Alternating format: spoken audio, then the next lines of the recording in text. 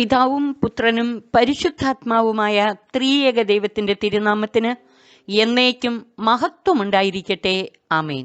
പ്രിയമുള്ളവരെ, ഇന്ന് നാം ധ്യാന പഠന വിഷയമാക്കുന്നത് വിശുദ്ധ യോഹന്നാൻ ശ്ലീഹായുടെ സുവിശേഷം 11 അധ്യായം.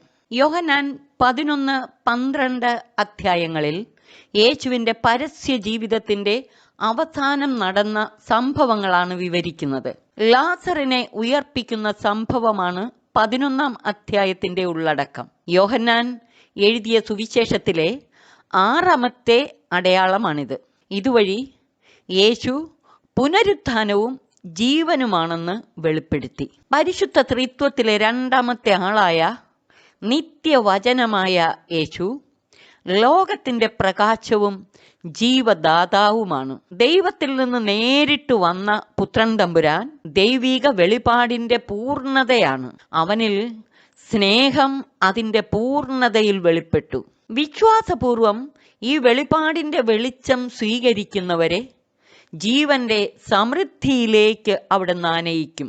യേശു പ്രവർത്തിച്ച അടയാളങ്ങളും അവിടുത്തെ ദിവ്യ പ്രബോധനങ്ങളും വിശ്വാസത്തിലേക്ക് നമ്മെ പടിപടിയായി ആകർഷിച്ച് അടുപ്പിക്കുന്നവയാണ്. ആദ്യത്തെ 5 അടയാളങ്ങളിലൂടെ യേശുവിൻ്റെ വ്യക്തിത്വത്തെ ആധികാരികമായി വെളിപ്പെടുത്തിയ ശേഷം 6ാമത്തെ അടയാളത്തിലൂടെ മരിച്ച ലാസറിനെ ഉയർപ്പിച്ചുകൊണ്ട് താൻ പുനരുത്ഥാനവും ജീവനും ജീവദാതാവുമാണെന്ന് തെളിയിച്ചു. ബെഥാനിയയിലെ മറിയത്തിൻ്റെയും അവളുടെ സഹോദരിയായ മർത്തയുടെയും സഹോദരനായ ലാസർ രോഗബാധിതനായപ്പോൾ, കർത്താവേ, ഇതാ അങ്ങ് സ്നേഹിക്കുന്നവൻ രോഗിയായിരിക്കുന്നു എന്ന് പറയാൻ ആ സഹോദരിമാർ യേശുവിൻ്റെ അടുക്കലേക്ക് ആളയച്ചു. യോഹന്നാൻ 11:3. ഈ വിവരണത്തിന് പ്രതീകാത്മകമായ 3 അർത്ഥതലങ്ങളുണ്ട്. ഒന്നാമതായി, ഇവിടെ ലാസറിനെ ഞങ്ങളുടെ സഹോദരനെന്നോ ലാസറെന്നോ പറയാതെ അങ്ങ് സ്നേഹിക്കുന്നവൻ എന്ന് പറഞ്ഞിരിക്കുന്നത് വളരെ അർത്ഥവത്താണ്. കർത്താവ് സ്നേഹിക്കുന്നവരുടെ പ്രതിനിധിയാണ് ലാസർ, അതായത് ക്രിസ്തുവിൽ വിശ്വസിക്കുന്നവരുടെ പ്രതിനിധി. ലാസറിനെ ഉയർപ്പിക്കുന്നത് തന്നിൽ വിശ്വസിക്കുന്നവർക്ക് അവിടുന്ന് ജീവൻ നൽകുന്നതിൻ്റെ അടയാളമാണ്. രണ്ടാമതായി, അങ്ങ് സ്നേഹിക്കുന്നവൻ രോഗിയായിരിക്കുന്നു എന്ന് കേട്ടപ്പോൾ യേശു പറഞ്ഞു, ഈ രോഗം മരണത്തിൽ അവസാനിക്കാനുള്ളതല്ല, പ്രത്യുത ദൈവത്തിൻ്റെ മഹത്വത്തിനും അതുവഴി ദൈവപുത്രൻ മഹത്വം പ്രാപിക്കുന്നതിനും വേണ്ടിയുള്ളതാണ്. യേശു ഇപ്രകാരം പറയാൻ കാരണമെന്താണ്? ലാസറിനെ ഉയർപ്പിക്കുന്ന തൻ്റെ പ്രവൃത്തി തൻ്റെ മരണത്തിലേക്ക് നയിക്കുമെന്ന് യേശു തിരിച്ചറിഞ്ഞിരുന്നു.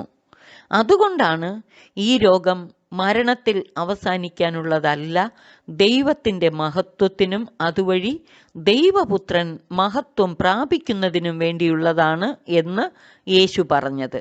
യേശുവിൻ്റെ പീഡാനുഭവത്തിലൂടെയും മരണോത്ഥാനത്തിലൂടെയുമാണല്ലോ ദൈവമഹത്വം വെളിപ്പെട്ടതും യേശു മഹത്വീകരിക്കപ്പെട്ടതും. മൂന്നാമതായി, യേശു മർത്തയെയും അവളുടെ സഹോദരിയെയും ലാസറിനെയും സ്നേഹിച്ചിരുന്നു. എങ്കിലും അവൻ രോഗിയായി എന്ന് കേട്ടിട്ടും യേശു താൻ താമസിച്ചിരുന്ന സ്ഥലത്ത് തന്നെ 2 ദിവസം കൂടി ചെലവഴിച്ചു എന്നാണ് സുവിശേഷകൻ രേഖപ്പെടുത്തിയിരിക്കുന്നത്. 11, 5, 6 വാക്യങ്ങൾ. ഗ്രീക്ക് മൂലത്തിൽ ഉപയോഗിച്ചിരിക്കുന്ന പദത്തിൻ്റെ അർത്ഥം വെച്ച് നോക്കുമ്പോൾ അവരെ സ്നേഹിച്ചിരുന്നത് കൊണ്ട് 2 ദിവസം കൂടി കഴിഞ്ഞാണ് വന്നത് എന്നാണ് അർത്ഥമാക്കുന്നത്. കാരണം അതുവഴി ലാസറിനും സഹോദരിമാർക്കും ഈ വലിയ അത്ഭുതം ദർശിക്കുന്നതിനും യേശുവിൻ്റെ വ്യക്തിപരമായ വെളിപ്പെടുത്തലുകൾ സ്വീകരിക്കുന്നതിനും ഇടയായി.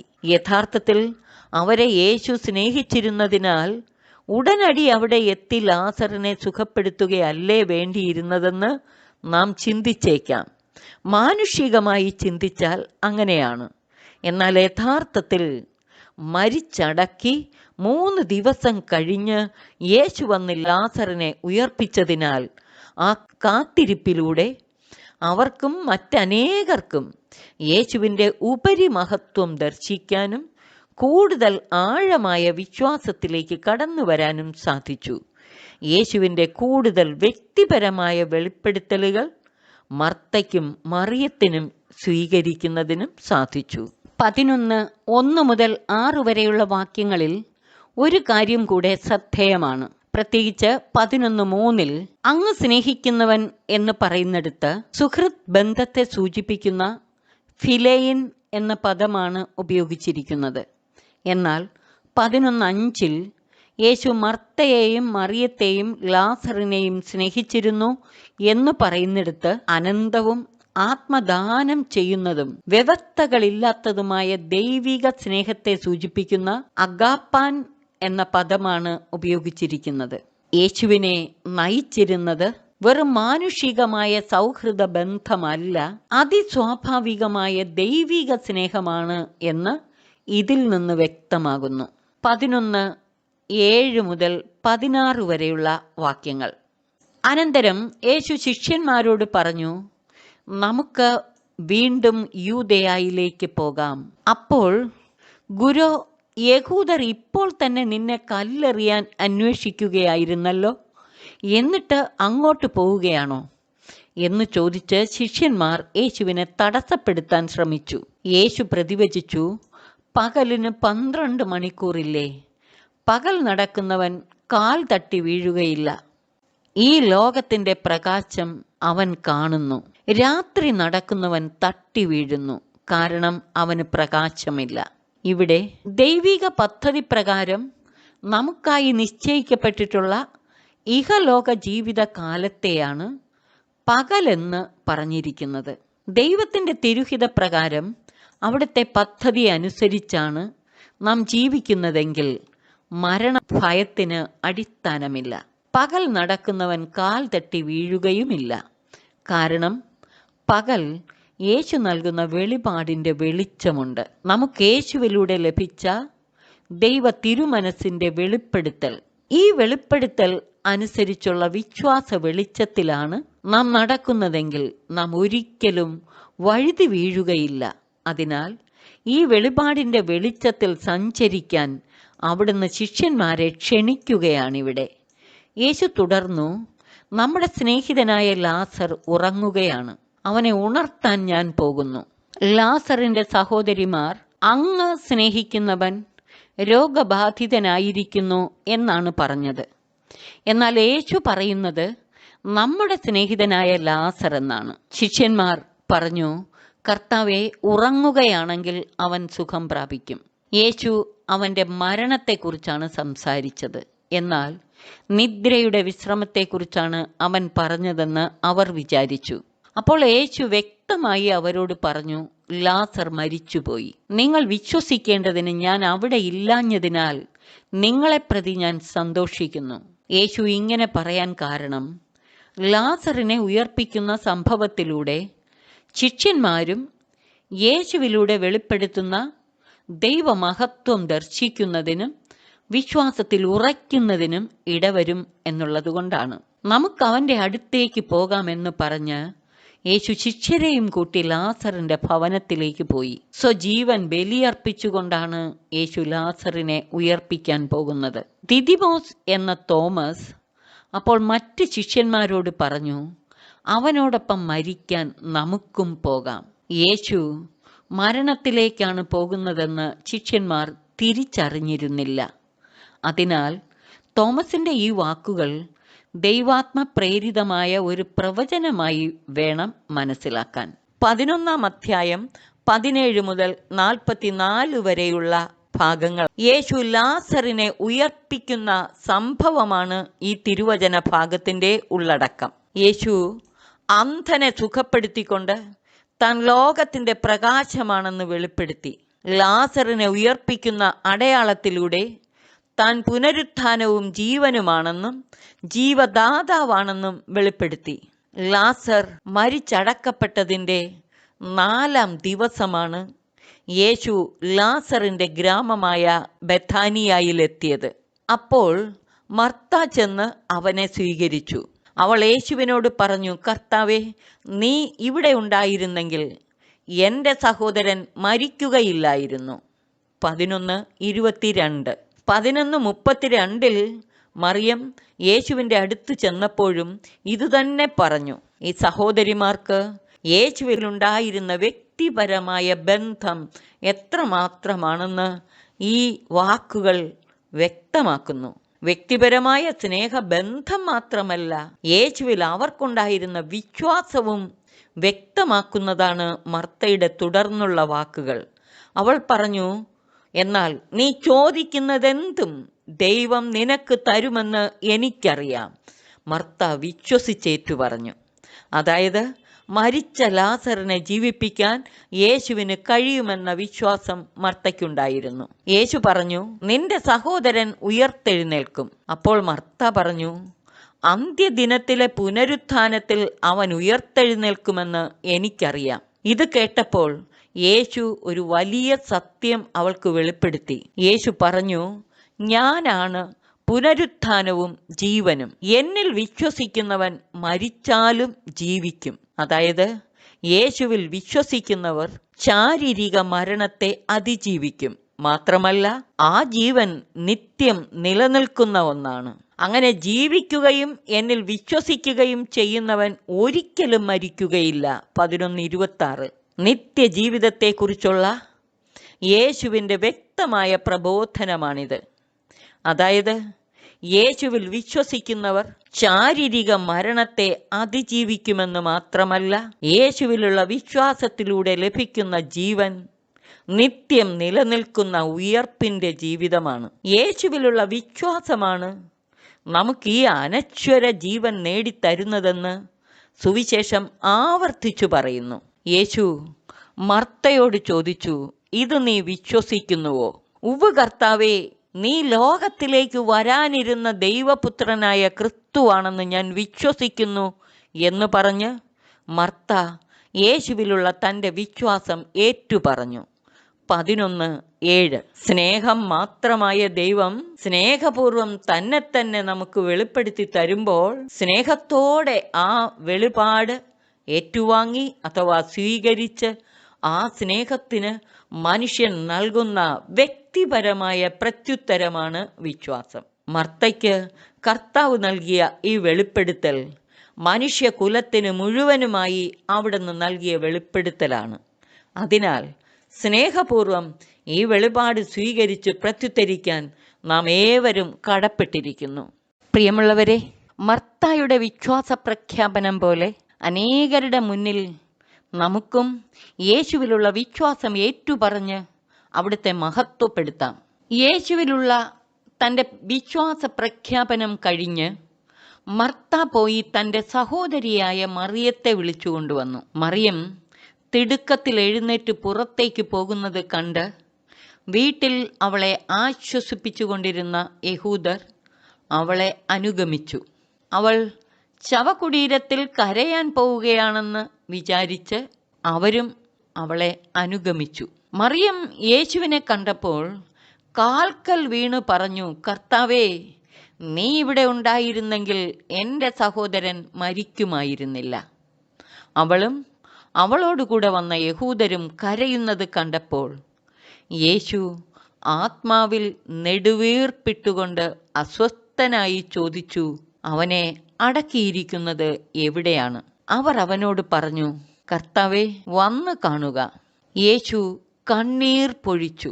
യേശുവിൻ്റെ ഈ ആത്മാവിലുള്ള നെടുവീർപ്പും കരച്ചിലും കേവലം മാനുഷികമായ സഹാനുഭൂതിയുടെ ഭാഗമായി നമുക്ക് കാണാനാവില്ല. ഇതിന് കൂടുതൽ അന്തരാർത്ഥമുണ്ട്. യേശുവിൻ്റെ ഈ നെടുവീർപ്പിനും കരച്ചിലിനും ദൈവശാസ്ത്രപരവും ആത്മീയവുമായ ഒരർത്ഥതലമുണ്ട്. ഗെത്സമേൻ തോട്ടത്തിൽ തീവ്രമായ ദുഃഖത്തിൽ മുഴുകിയ യേശുവിന് അനുഭവപ്പെട്ട വേദനയെ സൂചിപ്പിക്കുവാൻ ഉപയോഗിച്ചിട്ടുള്ള അതേ പദങ്ങളാണ് ഇവിടെയും ഉപയോഗിച്ചിരിക്കുന്നത്. പാപത്തിനടിമയായ മനുഷ്യകുലത്തെ പാപത്തിൽ നിന്ന് മോചിപ്പിക്കാനായി മനുഷ്യരൂപമെടുത്ത് മർത്യരുടെ പക്കലേക്ക് വന്ന തന്നെ ലോകം തിരസ്കരിച്ച് കുരിശിലേറ്റാൻ പോകുന്നു. അതുവഴി മനുഷ്യൻ്റെ പാപം ഒന്നുകൂടെ വർദ്ധിക്കുന്നു.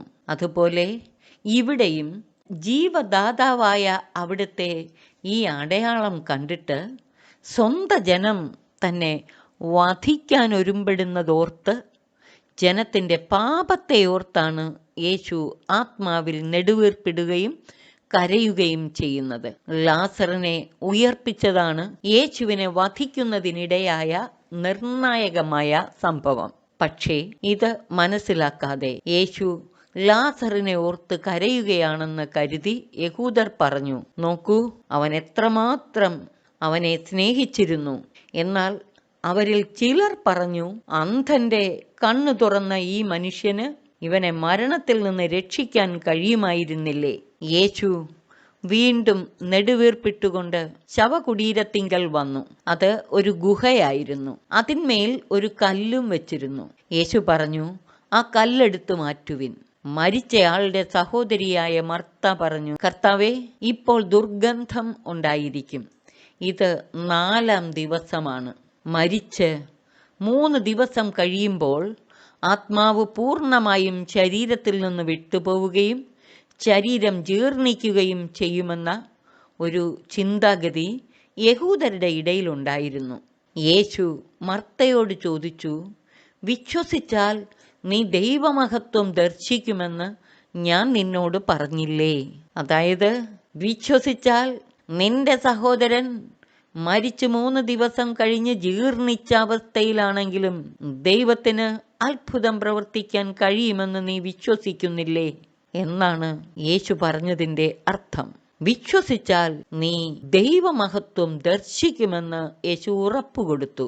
11:40. വിശ്വാസത്തിൻ്റെ അതുല്യ ശക്തിയെക്കുറിച്ചാണ് യേശു എടുത്തു പറയുന്നത്. വിശ്വസിക്കുന്നവർ നിശ്ചയമായും ദൈവമഹത്വം ദർശിക്കുമെന്ന് എക്കാലവുമുള്ള വിശ്വാസികൾക്ക് പ്രത്യാശയും ഉറപ്പും നൽകുന്നവയാണ് യേശുവിൻ്റെ ഈ വാക്കുകൾ. അവർ കല്ലെടുത്തു മാറ്റി. യേശു കണ്ണുകൾ ഉയർത്തി പറഞ്ഞു, പിതാവേ, അങ്ങന്റെ പ്രാർത്ഥന ശ്രവിച്ചതിനാൽ ഞാൻ അങ്ങേക്ക് നന്ദി പറയുന്നു. അങ്ങന്റെ പ്രാർത്ഥന എപ്പോഴും ശ്രവിക്കുമെന്നും എനിക്കറിയാം. എന്നാൽ എന്നെ അയച്ചത് അവിടുന്നാണെന്ന് ചുറ്റും നിൽക്കുന്ന ജനം വിശ്വസിക്കുന്നതിന് വേണ്ടിയാണ് ഞാനിത് പറയുന്നത്. ഇത് പറഞ്ഞിട്ട് അവൻ ഉച്ചത്തിൽ പറഞ്ഞു, ലാസറേ, പുറത്തു വരിക. അപ്പോൾ മരിച്ചവൻ പുറത്തു വന്നു. അവൻ്റെ കൈകാലുകൾ നാടകൾ കൊണ്ട് ബന്ധിക്കപ്പെട്ടും മുഖം തുണി കൊണ്ട് ആവരണം ചെയ്യപ്പെട്ടുമിരുന്നു. യേശു അവരോട് പറഞ്ഞു, അവൻ്റെ കെട്ടുകൾ അഴിക്കുവിൻ, അവൻ പോകട്ടെ. ഇവിടെ യേശുവിൻ്റെ പ്രാർത്ഥനയിൽ 3 പ്രത്യേകതകൾ നമുക്ക് കാണാൻ സാധിക്കും. ഒന്ന്, യേശുവിൻ്റെ കൃതജ്ഞതാ സ്തോത്രം. കൃതജ്ഞതാ സ്തോത്രമാണ് പ്രാർത്ഥനയുടെ ഏറ്റവും സമുന്നത രൂപം. പിതാവായ ദൈവത്തിൻ്റെ മുന്നിൽ കൃതജ്ഞതാ നിർഭരമായ ഒരു ഹൃദയത്തോടെ വ്യാപരിക്കുന്ന യേശുവിനെയാണ് സുവിശേഷകൻ വരച്ചു കാട്ടുന്നത്. 2, തൻ്റെ പ്രാർത്ഥന പിതാവ് ശ്രവിക്കുമെന്ന ഉറപ്പോടെയാണ് യേശു പ്രാർത്ഥിക്കുന്നത്. യേശു എപ്പോഴും പിതാവുമായുള്ള കൂട്ടായ്മയിൽ അഥവാ ഐക്യത്തിൽ ആയിരുന്നു. അതുകൊണ്ട് തൻ്റെ പ്രാർത്ഥന ദൈവം കേൾക്കുമെന്ന് യേശുവിന് ഉറപ്പുണ്ടായിരുന്നു. ദൈവവുമായുള്ള ഐക്യം പ്രാർത്ഥനയുടെ ഫലദായകത്വത്തിന് അനിവാര്യമാണ്. 3, യേശുവിൻ്റെ പ്രാർത്ഥന ദൈവത്തെ ലോകത്തിന് വെളിപ്പെടുത്തുന്ന പ്രാർത്ഥനയായിരുന്നു. ദൈവവുമായുള്ള ഐക്യത്തിൽ ജീവിക്കുന്നവരുടെ പ്രാർത്ഥനയും ജീവിതവും ദൈവത്തെ ലോകത്തിന് വെളിപ്പെടുത്തി കൊടുക്കുന്നതിന്, അതുവഴി അവിടുത്തെ മഹത്വപ്പെടുത്തുന്നതിന് ഹേതുവായിത്തീരും. ഈ സുവിശേഷ ഭാഗത്ത് എടുത്തു പറഞ്ഞ മർത്തയുടെ വിശ്വാസ പ്രഖ്യാപനവും യേശുവിൻ്റെ സ്വയം വെളിപ്പെടുത്തലും യേശുവിലൂടെ നൽകപ്പെടുന്ന നിത്യജീവനും ലോകത്തിൻ്റെ പാപത്തെ ഓർത്തുള്ള യേശുവിൻ്റെ നെടുവീർപ്പും കരച്ചിലും വിശ്വാസത്തിൻ്റെ അതുല്യ ശക്തി, യേശുവിൻ്റെ പ്രാർത്ഥനയുടെ പ്രത്യേകതകൾ, ഇവയെല്ലാം ഹൃദയത്തിൽ സംഗ്രഹിച്ച് ധ്യാനിക്കാനും ജീവിതത്തിൽ പകർത്താനും നമുക്ക് പരിശ്രമിക്കാം. 45 മുതൽ 57 വരെയുള്ള വാക്യങ്ങൾ ലാസറിനെ ഉയർപ്പിച്ച സംഭവത്തിൻ്റെ പരിണിത ഫലങ്ങളും വ്യത്യസ്തങ്ങളായ പ്രതികരണങ്ങളുമാണ് ഈ സുവിശേഷ ഭാഗത്തിൻ്റെ ഉള്ളടക്കം. മറിയത്തിൻ്റെ അടുക്കൽ വന്നിരുന്ന യഹൂദരിൽ വളരെ പേർ യേശു പ്രവർത്തിച്ച അടയാളം കണ്ട് അവനിൽ വിശ്വസിച്ചു. 11:45. എന്നാൽ അവരിൽ ചിലർ ചെന്ന് യേശു പ്രവർത്തിച്ച കാര്യങ്ങൾ ഫരിസേയരോട് പറഞ്ഞു. അപ്പോൾ പുരോഹിത പ്രമുഖന്മാരും ഫരിസേയരും ആലോചനാ സംഘം വിളിച്ചുകൂട്ടി പറഞ്ഞു, നാം എന്താണ് ചെയ്യേണ്ടത്? ഈ മനുഷ്യൻ വളരെയധികം അടയാളങ്ങൾ പ്രവർത്തിക്കുന്നല്ലോ. അവനെ നാം ഇങ്ങനെ വിട്ടാൽ എല്ലാവരും അവനിൽ വിശ്വസിക്കും. അപ്പോൾ റോമക്കാർ വന്ന് നമ്മുടെ വിശുദ്ധ സ്ഥലത്തെയും ജനത്തെയും നശിപ്പിക്കും. 11:45 മുതൽ 48 വരെയുള്ള വാക്യങ്ങൾ. ആ വർഷത്തെ പ്രധാന പുരോഹിതനായ കയ്യാഫാസ് പറഞ്ഞു, നിങ്ങൾക്കൊന്നും അറിഞ്ഞുകൂടാ. ജനം മുഴുവൻ നശിക്കാതിരിക്കാൻ വേണ്ടി അവർക്കു വേണ്ടി ഒരുവൻ മരിക്കുന്നത് യുക്തമാണെന്ന് നിങ്ങൾ മനസ്സിലാക്കുന്നുമില്ല. 11:49-50 വാക്യങ്ങൾ. ജനത്തിനു വേണ്ടി യേശു മരിക്കേണ്ടിയിരിക്കുന്നുവെന്ന് അവൻ പറഞ്ഞത് ഒരു പ്രവചനമായി മാറി. അവൻ ഉദ്ദേശിച്ച അർത്ഥത്തിലല്ലെന്ന് മാത്രം. യഥാർത്ഥത്തിൽ ജനത്തിനു വേണ്ടി മാത്രമല്ല, ചിതറിക്കിടക്കുന്ന ദൈവമക്കളെ മുഴുവൻ ഒരുമിച്ച് കൂട്ടുന്നതിനു വേണ്ടിയും എന്നാണ് യോഹന്നാൻ ശ്ലീഹ പറയുന്നത്. 11:52. അതെ, യേശുവിൻ്റെ മരണം സകല ജനത്തെയും ദൈവത്തിൽ ഒന്നിച്ചു ചേർക്കുന്നതിനു വേണ്ടിയായിരുന്നു. അന്നു മുതൽ യേശുവിനെ വധിക്കാൻ അവർ ആലോചിച്ചു കൊണ്ടിരുന്നു. യേശുവിനെ വധിക്കാനുള്ള അവരുടെ ഗൂഢാലോചനകളെക്കുറിച്ച് വിശുദ്ധ മത്തായി എഴുതിയ സുവിശേഷം 26-ാം അധ്യായത്തിലും മർക്കോസ് 14-ാം അധ്യായത്തിലും ലൂക്ക 24-ാം അധ്യായത്തിലും വിശദമായി പ്രതിപാദിച്ചിട്ടുണ്ട്. യേശു പിന്നീട് ഒരിക്കലും യഹൂദരുടെ ഇടയിൽ പരസ്യമായി സഞ്ചരിച്ചില്ല. അവൻ പോയി മരുഭൂമിക്കടുത്തുള്ള എഫ്രായിം പട്ടണത്തിൽ ശിഷ്യരോടൊത്ത് വസിച്ചു. 11:54. യേശു എവിടെയാണെന്ന് ആർക്കെങ്കിലും വിവരം ലഭിച്ചാൽ അവനെ ബന്ധിക്കേണ്ടതിന് തങ്ങളെ അറിയിക്കണമെന്ന് പുരോഹിത പ്രമുഖന്മാരും ഫരിസേയരും കൽപ്പന കൊടുത്തിരുന്നു. യേശു പ്രവർത്തിച്ച അടയാളങ്ങൾ കണ്ട് യഹൂദരിൽ തന്നെ അനേകർ യേശുവിൽ വിശ്വസിച്ചു. എങ്കിലും ഫരിസേയരും യഹൂദ പ്രമാണികളും പ്രധാന പുരോഹിതന്മാരും യേശുവിനെ വധിക്കാൻ ആലോചിച്ചുകൊണ്ടിരുന്നു. എന്നാൽ യേശുവിൻ്റെ പീഡാസഹനത്തിലൂടെയും മരണോത്ഥാനത്തിലൂടെയും സകല ജനത്തെയും ഒരുമിച്ച് കൂട്ടുക എന്നതായിരുന്നു ദൈവിക പദ്ധതി. ദൈവം അനുവദിച്ചില്ലായിരുന്നെങ്കിൽ അവൻ്റെ മേൽ ആർക്കും ഒരധികാരവും ഉണ്ടാകുമായിരുന്നില്ല. യേശുവിൻ്റെ മരണത്തിലൂടെ ലഭ്യമാകുന്ന രക്ഷയാണ് പ്രധാന പുരോഹിതന്റെ പ്രവചനത്തിലൂടെ വെളിപ്പെടുന്നത്. എന്നാൽ യഹൂദ ജനത്തിനു വേണ്ടി മാത്രമല്ല, ചിതറിക്കിടക്കുന്ന ദൈവമക്കളെ ഒരുമിച്ച് കൂട്ടുന്നതിനു വേണ്ടിയും എന്നാണ് യോഹന്നാൻ 11:52 പറയുന്നത്. യേശു കുരിശിൽ ബലിയായി സ്വയം സമർപ്പിച്ചത് പാപത്താൽ ചിതറിക്കപ്പെട്ട ജനത്തെ വിശ്വാസത്തിലൂടെ ദൈവത്തിൽ ഒന്നിപ്പിക്കുന്നതിനു വേണ്ടിയാണ്. യേശു നാമത്തിൽ ഇപ്രകാരം ഒന്നിപ്പിക്കപ്പെട്ടവരുടെ സമൂഹമാണ് സഭ. യേശുവിൻ്റെ പീഡാസഹനത്തിലൂടെയും മരണോത്ഥാനത്തിലൂടെയുമാണ് ഇത് സാക്ഷാത്കരിക്കപ്പെട്ടത്. വിശുദ്ധ യോഹന്നാൻ ശ്ലീഹ എഴുതിയ സുവിശേഷത്തിലെ 1-ാമത്തെ അടയാളമായ കാനായിലെ കല്യാണ വിരുന്നിലൂടെ വെളിപ്പെട്ട ദൈവമഹത്വവും അവസാനത്തെ അടയാളമായ ലാസറിനെ ഉയർപ്പിക്കുന്ന സംഭവത്തിലൂടെ വെളിപ്പെടുന്ന ദൈവമഹത്വവും അതിൻ്റെ പരിണിത ഫലങ്ങളും തമ്മിൽ ഒരു താരതമ്യ പഠനം നടത്തിയാൽ താഴെ പറയുന്ന 5 പ്രധാന കാര്യങ്ങൾ നമുക്ക് വ്യക്തമാകും. 1. കാനായിലെ കല്യാണ വിരുന്നിൽ പരിശുദ്ധ അമ്മയുടെ ഇടപെടലായിരുന്നു ദൈവമഹത്വം വെളിപ്പെടുത്തുന്ന യേശുവിൻ്റെ ആദ്യത്തെ അടയാളം പ്രവർത്തിക്കാൻ, അതായത് വെള്ളം വീഞ്ഞാക്കി മാറ്റാൻ യേശുവിനെ പ്രേരിപ്പിച്ചത്. എന്നാൽ ലാസറിനെ ഉയർപ്പിക്കുന്ന സംഭവത്തിൽ യേശു സ്നേഹിച്ചിരുന്ന ലാസറും അവൻ്റെ സഹോദരിമാരായ മർത്തയും മറിയവും അടങ്ങുന്ന കുടുംബമാണ് ദൈവമഹത്വം വെളിപ്പെടുത്തുന്ന അടയാളം പ്രവർത്തിക്കാൻ സാഹചര്യമായി തീർന്നത്. 2-മതായി, കാനായിലെ കല്യാണ വിരുന്നിലെ അടയാളം കണ്ട് യേശുവിൻ്റെ ശിഷ്യന്മാർ അവനിൽ വിശ്വസിച്ചു. എന്നാൽ ലാസറിനെ ഉയർപ്പിച്ച സംഭവത്തിൽ അനേകം യഹൂദരും യേശുവിൽ വിശ്വസിച്ചു. യഹൂദ നേതൃത്വത്തിൽപ്പെട്ടവർക്ക് ഇത് ഇടർച്ചയ്ക്കും അങ്ങനെ യേശുവിൻ്റെ മരണത്തിനും ഹേതുവായി. എങ്കിലും ഈ മരണം യേശുവിൻ്റെ മഹത്വപ്പെടലായിട്ടാണ് വിശുദ്ധ യോഹന്നാൻ ശ്ലീഹ അവതരിപ്പിച്ചിരിക്കുന്നത്. 3. യേശു പ്രവർത്തിച്ച അടയാളങ്ങളിലൂടെ പടിപടിയായി വെളിപ്പെട്ട ദൈവമഹത്വം അതിൻ്റെ പൂർണ്ണതയിലെത്തുകയായിരുന്നു ജീർണിച്ച ലാസറിനെ ജീവനിലേക്ക് തിരികെ കൊണ്ടുവന്ന് താൻ പുനരുത്ഥാനവും ജീവനുമാണെന്ന് യേശു പ്രഖ്യാപിച്ച ഈ അടയാളത്തിലൂടെ. 4. കാനായിലെ കല്യാണ വിരുന്നിൽ നിന്ന് വ്യത്യസ്തമായി ലാസറിനെ ഉയർപ്പിച്ച സംഭവത്തിൽ യേശുവിൻ്റെ വ്യക്തിപരമായ വെളിപ്പെടുത്തലും വ്യക്തിപരമായ ഊഷ്മള സ്നേഹബന്ധവും വെളിപ്പെടുന്നു. 5. യേശുവുമായുള്ള വ്യക്തിപരമായ കണ്ടുമുട്ടലിൻ്റെ അനുഭവത്തിലുള്ള വളർച്ചയും പ്രത്യേകം ശ്രദ്ധേയമത്രേ. ഉദാഹരണമായി, സമരിയാക്കാരിക്ക് താൻ മിശിഹായാണെന്ന് യേശു വ്യക്തിപരമായി വെളിപ്പെടുത്തി. ജന്മന അന്ധന് താൻ മനുഷ്യപുത്രനാണെന്ന് യേശു വെളിപ്പെടുത്തി. എന്നാൽ ലാസറിന്റെ സഹോദരിയായ മർത്തയ്ക്ക് താൻ പുനരുത്ഥാനവും ജീവനുമാണെന്ന് യേശു വെളിപ്പെടുത്തി. പ്രിയമുള്ളവരെ, ഇവയെല്ലാം നിരന്തരം ഹൃദയത്തിൽ സംഗ്രഹിച്ച് ധ്യാനിച്ച് യേശുവുമായുള്ള വ്യക്തിപരമായ സ്നേഹത്തിലും ആത്മബന്ധത്തിലും വളരാൻ നമുക്കും പരിശ്രമിക്കാം. ദൈവം നമ്മെ അനുഗ്രഹിച്ച് ആശീർവദിക്കട്ടെ. ആമേൻ.